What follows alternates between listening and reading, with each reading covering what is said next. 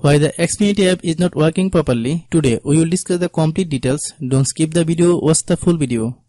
Hello guys and welcome back to my YouTube channel Shaem Tech BD. Today I will discuss how to fix Xfinity apps cooling are extremely slow and laggy. I have a request. If you are new to channel, please subscribe and stay with us. Open settings.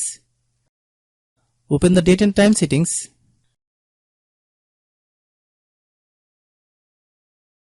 Tap set time automatically to reset time to whatever location you are currently at. Click back. Click about device. Click storage.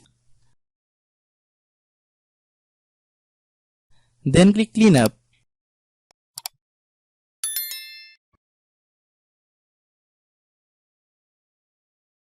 Click clean. Click back. Click apps. Click app management. Find Xfinity app. Click Xfinity app. Click storage use. Click clear cache. Then click clear data. If you clear data, you will need to relog into your account. Then click delete.